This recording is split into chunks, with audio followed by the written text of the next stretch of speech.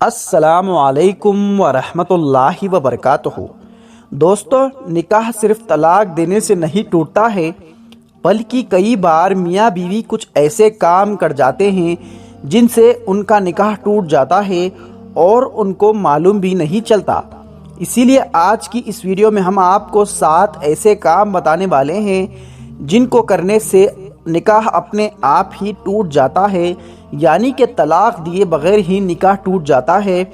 اور میاں بیوی کا رشتہ ختم ہو جاتا ہے، اور پھر ایسے میاں بیوی آپس میں ایک دوسرے کے لیے حرام ہو جاتے ہیں۔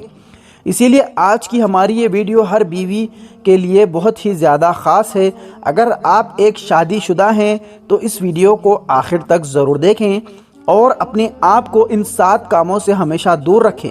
یعنی کہ یہ 7 کام آپ بھول کر بھی کبھی نہ کریں، ورنہ آپ کا بھی نکاح طلاق دیے بغیر ہی ٹوٹ جائے گا اور آپ کی بیوی آپ کے لیے حرام ہو جائے گی، اور اگر آپ ایک عورت ہیں تو آپ کا شوہر آپ کے لیے حرام ہو جائے گا۔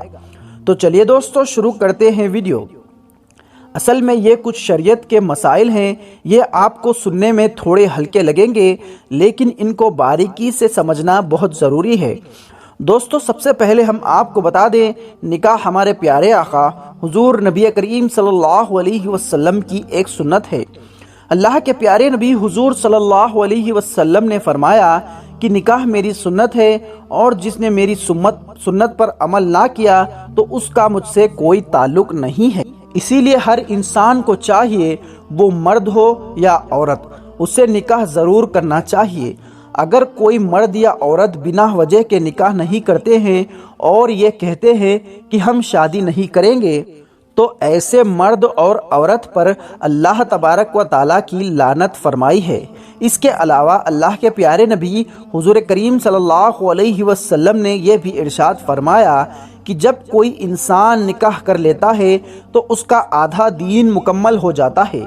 اس کا مطلب یہ ہے کہ انسان نکاح کرنے سے بہت سارے برے کاموں سے بچ جاتا ہے۔ اسی لیے ہر انسان کو چاہیے کہ وہ نکاح ضرور کرے، یعنی کہ وہ شادی ضرور کرے۔ دوستو، اب ہم آپ کو وہ 7 کام بتاتے ہیں جن کے بارے میں حدیث پاک میں آیا ہے کہ ان 7 کاموں میں سے کوئی بھی ایک کام شوہر یا عورت دونوں میں سے کوئی ایک بار کر لیتا ہے تو طلاق دیے بغیر اس کا نکاح ٹوٹ جاتا ہے، یعنی کہ طلاق دیے بغیر ہی نکاح اپنے آپ ہی ٹوٹ جاتا ہے اور میاں بیوی کا رشتہ اپنے آپ ہی ختم ہو جاتا ہے۔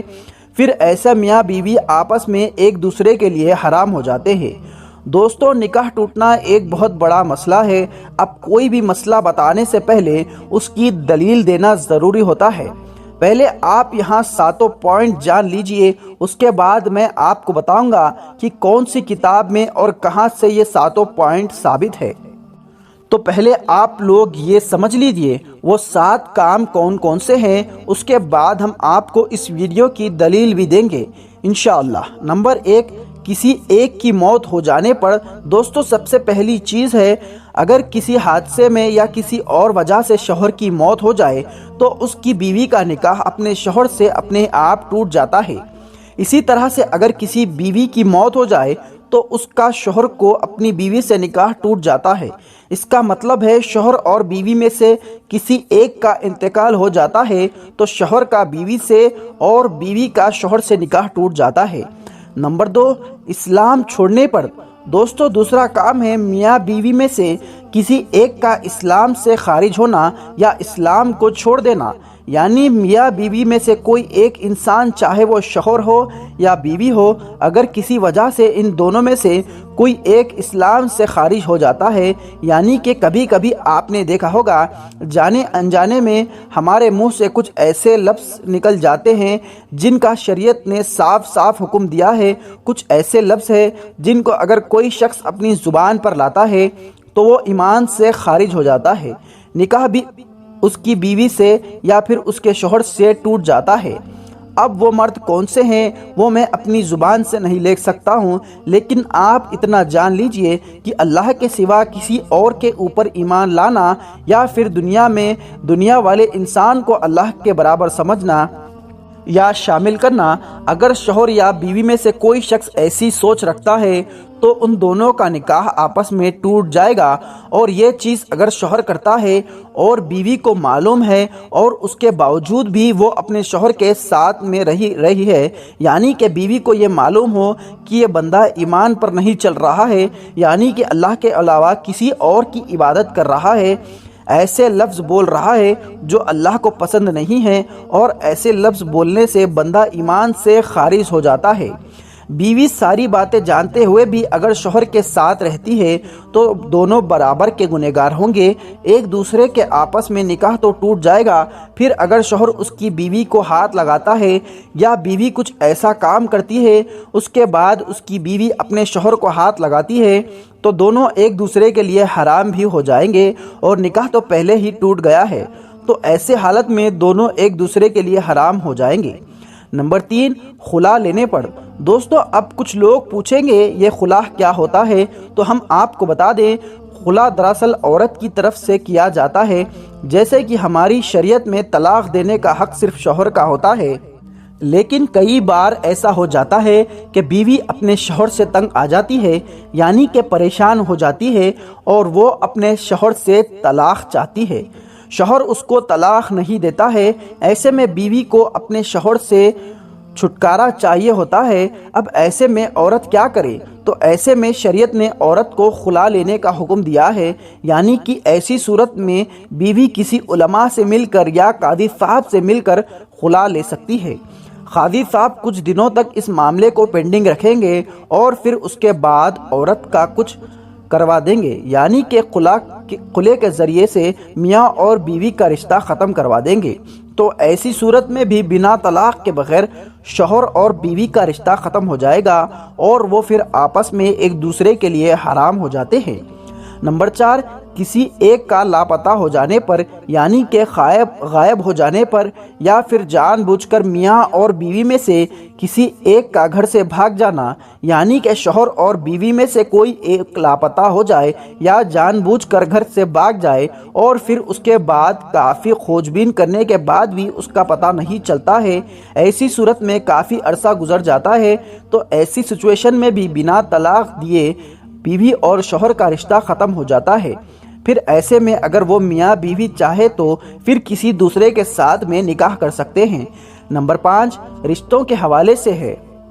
دوستو مان لو کسی عورت کا کسی مرد کے ساتھ میں نکاح ہوا، اب وہ دونوں میاں بیوی ساتھ میں رہ رہے ہیں، لیکن بعد میں اس کے مرد کو یہ پتہ چل گیا کہ اس نے جس لڑکی کے ساتھ میں نکاح کیا ہے تو وہ اس کی رضاعی بہن ہے، یعنی وہ تو اس کی دودھ شریک بہن ہے۔ جیسے کہ اگر کوئی عورت ہے اور اس کا دودھ اس لڑکے نے بھی پیا ہے، اس لڑکی نے بھی پیا ہے، مگر بعد میں وہ کسی وجہ سے دور ہو جاتے ہیں، انہیں معلوم نہ تھا اور غلطی انہوں نے آپس میں نکاح کر لیا، مگر بعد میں انہیں تحقیقات سے پتہ چلا کہ وہ دونوں آپس میں بھائی بہن ہیں، تو پھر ایسے میں فوراً ہی ان دونوں کا نکاح ٹوٹ جاتا ہے، کیونکہ جس طرح سے سگے بھائی بہن کا نکاح نہیں ہو سکتا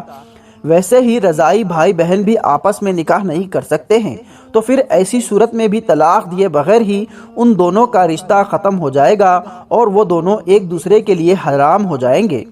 نمبر 6، الہ سے۔ دوستو اب کچھ بھائی پوچھیں گے یہ الہ کیا ہوتا ہے، تو ہم آپ کو بتا دیں اگر شوہر یا یہ قسم کھا لیتا ہے کہ وہ اپنی بیوی کے ساتھ کبھی بھی ہم بستری نہیں کرے گا، یعنی کہ وہ یہ قسم کھا لے کہ وہ اپنی بیوی کے ساتھ میں کبھی بھی صحبت نہیں کرے گا، تو ایسی صورت میں بیوی الہ کر سکتی ہے، یعنی کہ ایسی صورت میں بھی بیوی طلاق کے بغیر نکاح کو ختم کر سکتی ہے۔ نمبر 7، رشتوں کے حوالے سے ہے۔ دوستو 7ویں اور آخری بات رشتوں کے حوالے سے ہے، جس کو آپ ایسے سمجھیے کہ جس کا بیٹا اس سے زیادہ عمر کا ہو جائے تو پھر اس کو چاہیے کہ وہ اپنی ماں کے ساتھ میں نہ سوئے، اسی طرح سے اگر بیٹی 9 سال کی ہو جائے یا اس سے اوپر کی ہو جائے تو اسے چاہیے کہ وہ اپنے باپ کے ساتھ میں نہ سوئے۔ اگر اس عمر کے بعد میں بیٹی اپنے باپ کے ساتھ سوئے اور خدا نخواستہ کبھی بھی باپ کی شہبت جاگ گئی یا بیٹی کی شہبت جاگ جائے تو ایسے میں اس شخص کا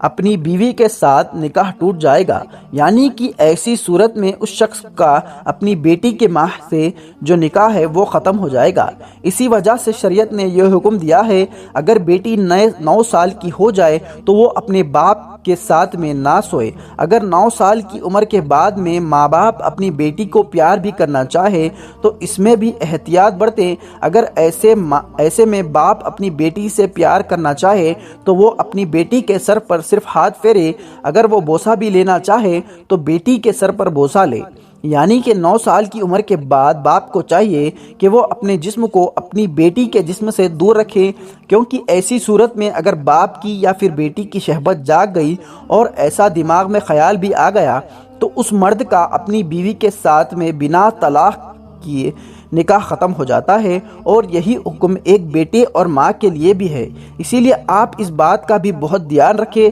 دوستو، یہ تمام کام شریعت کے مطابق نکال کر آپ لوگوں تک پہنچائے گئے ہیں، اس میں ہماری اپنی طرف سے کچھ بھی ایڈ نہیں کیا گیا ہے۔ دوستو، یہ ساتوں